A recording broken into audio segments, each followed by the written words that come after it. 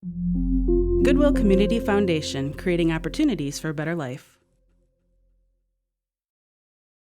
We've already looked at how tables store information in a database, but you're not always going to be entering data directly into a table. Much of the time, you're going to be using forms instead.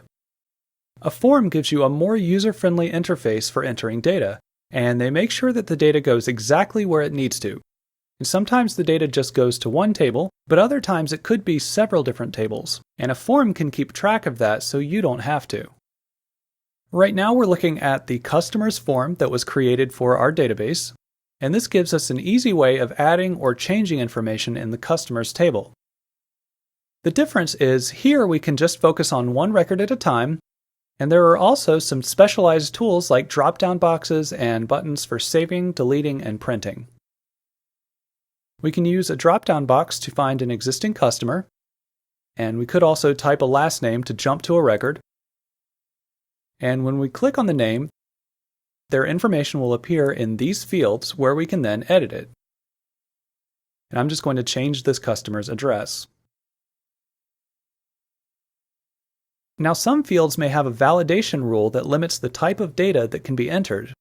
For example, here, the state needs to be a 2-letter postal code, and if I try to type anything else, a window will pop up with instructions on how to fill it out correctly. And I'll change this back to NC. And when you're done, you can click Save. There's also a button to create a new record, which automatically clears all of the fields so we can type in a new customer's information.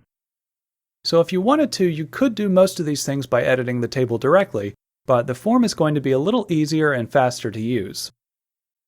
Now let's look at a slightly more complex form, and this is going to let us do things that we really couldn't do by just editing the tables. I'm going to open the Orders form, and this is what the employees will fill out when the customer places an order. Let's just walk through the process of creating a new order. When you click New Order, it clears all of the fields, and then you can choose the name of the customer that's placing the order. And the information in this list comes from the customers table, so every customer will need to already be in the database before they can place an order. And it automatically generates a new order number. When you click on the Pickup Date field, a calendar button appears, which makes it easy to quickly choose the date that you want. And there are also a couple of checkboxes for simple yes or no questions. Later, when you start creating forms, you'll be able to add these types of special tools to make your forms easier to use. And this form has a field where you can add notes if you want. Now here's where this form is a little bit different.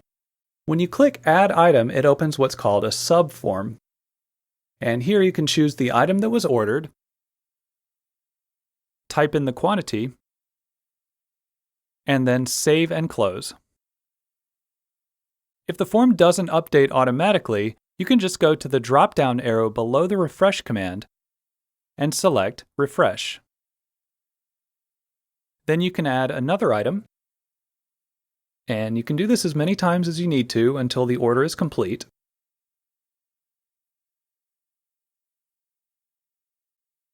Okay, now let's take a look at why forms are so important.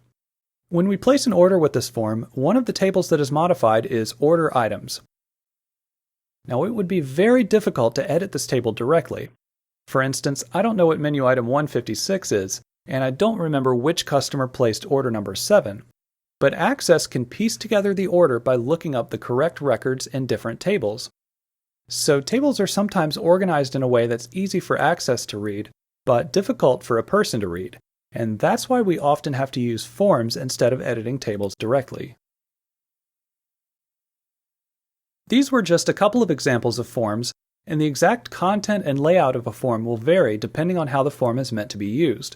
But the basic process of using a form will generally be very similar, and it will be a combination of typing information into fields and using drop-down menus, buttons, checkboxes, and other tools.